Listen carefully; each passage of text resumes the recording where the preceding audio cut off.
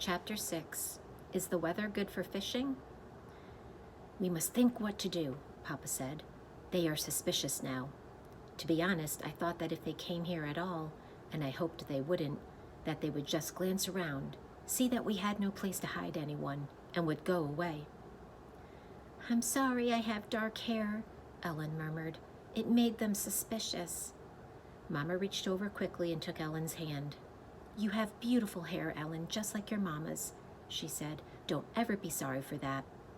Weren't we lucky that Papa thought so quickly and found the pictures? And weren't we lucky that Lise had dark hair when she was a baby?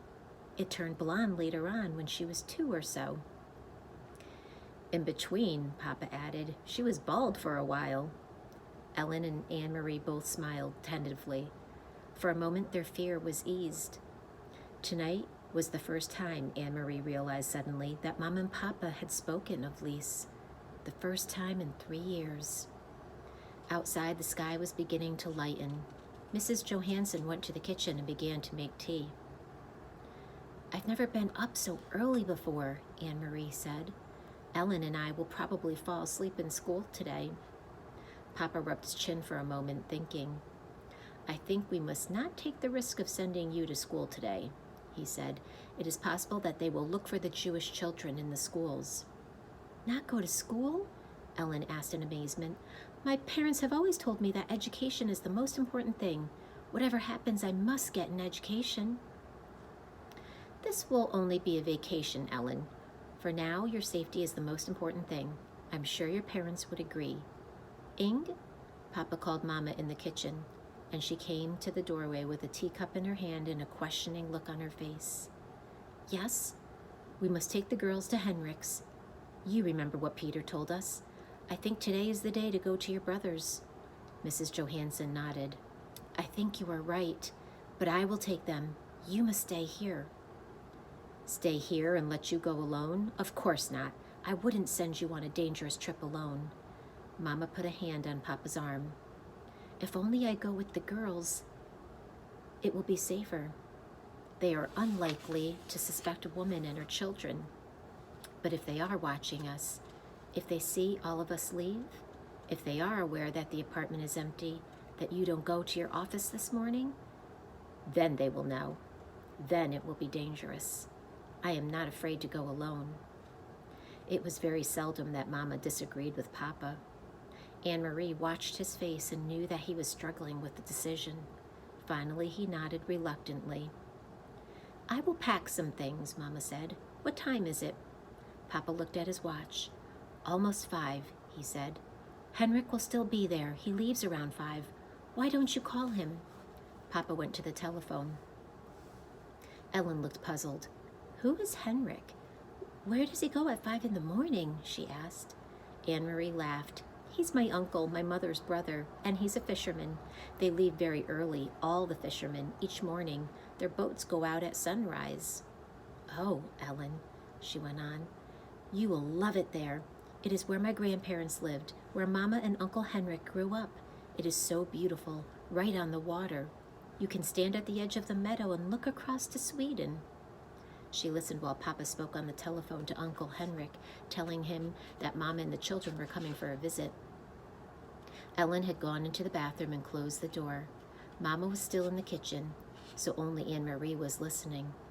It was a very puzzling conversation. So, Henrik, is the weather good for fishing?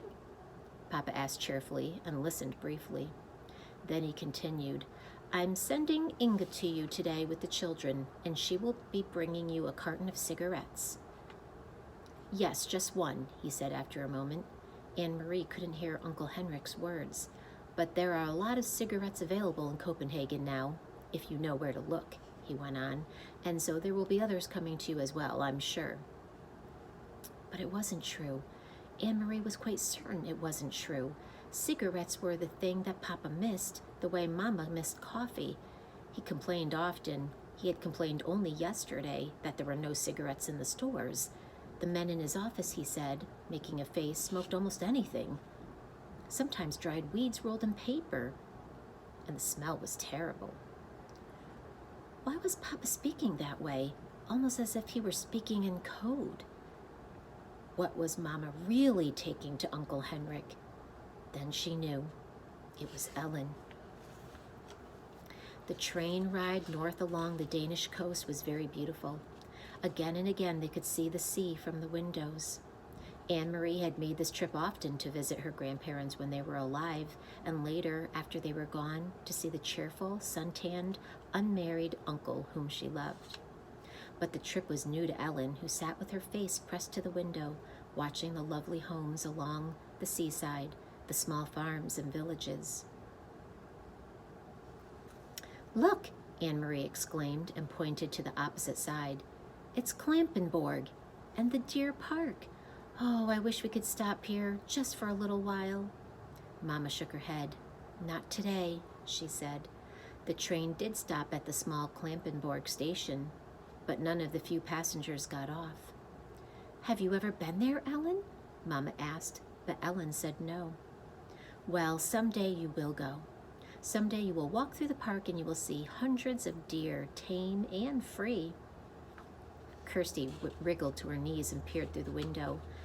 "I don't see any deer," she complained. "They are there, I'm sure," Mama told her. "They're hiding in the trees." The train started again. The door at the end of their car opened and 2 German soldiers appeared. Anne-Marie tensed. Not here on the train, too. They were everywhere. Together, the soldiers strolled through the car, glancing at passengers, stopping here and there to ask a question. One of them had something stuck in his teeth. He probed with his tongue and distorted his own face.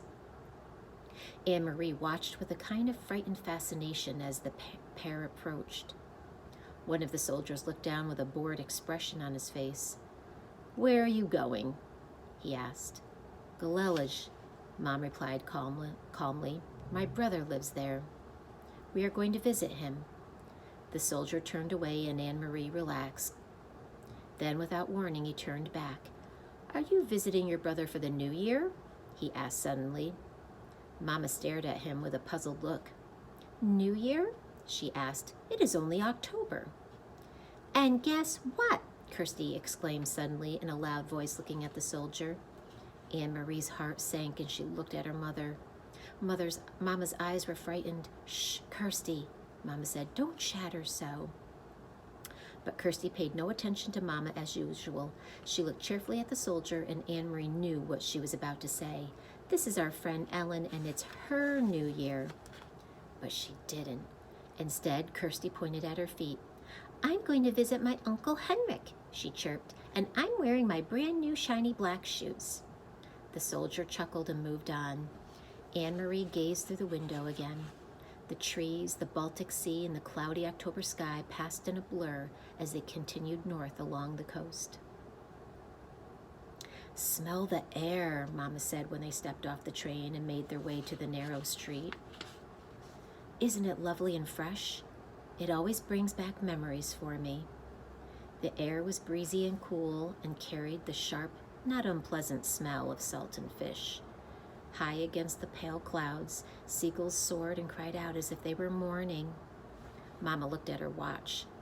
"I wonder if Henrik will be back yet. But it doesn't matter. The house is always unlocked. Come on, girls, we'll walk. It isn't far, just a little under 2 miles, and it's a nice day. We'll take the path through the woods instead of the road. It's a little longer, but it's so pretty." "Didn't you love the castle when we went through Helsingborg, Ellen?" Kirsty asked. She had been talking about Kronborg Castle ever since they had seen it, sprawling, massive and ancient, beside the sea from the train.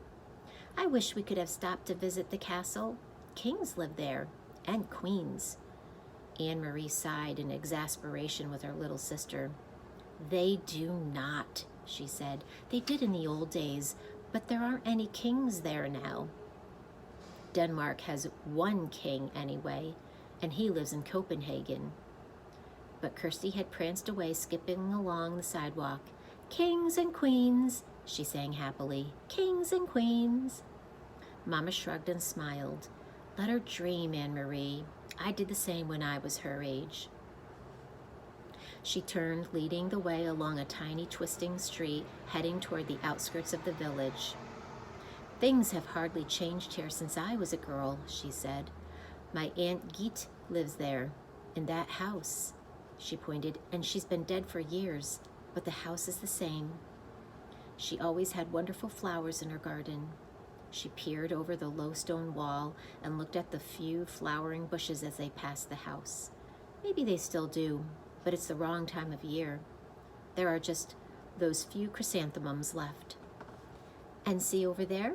She pointed again. My best friend, her name was Helena, lived in that house. Sometimes I used to spend the night with her, but more often she came to my house on weekends. It was more fun to be in the country. My brother Henrik always teased us, though, she continued with a chuckle. He told us ghost stories and scared us half to death. The sidewalk ended and Mama turned onto a dirt path bordered by trees. When I walked each morning into town for school, she said, my dog followed me this far. At the end of the path he turned and went back home. I guess he was a country dog and didn't like town. And do you know what? She went on, smiling. I had named him Trofast, faithful, and it was just the right name for him because what a faithful dog he was. Every afternoon he was always right here waiting for me to return. He knew the right time somehow. Sometimes as I come around this bend, even today, I feel as if I might come upon Trofast, waiting still with his tail wagging. But the path was empty today. No people, no faithful dogs. Mama shifted the bag she was carrying from one hand to the other, and they walked on through the woods until the path opened to a meadow dotted with cows. Here the path skirted the edge of the field along a fence, and beyond it they could see the gray sea ruffled by wind. The breeze moved the high grass. At the end of the pasture they entered the woods again, and Anne-Marie knew they would soon be there. Uncle Henrik's house was in a clearing beyond these woods. Do you mind if I run ahead? She asked suddenly. I want to be the first to see the house. Go on, Mama told her. Run ahead and tell the house we've come home. Then she put her arm around Ellen's shoulders and added, say that we've brought a friend.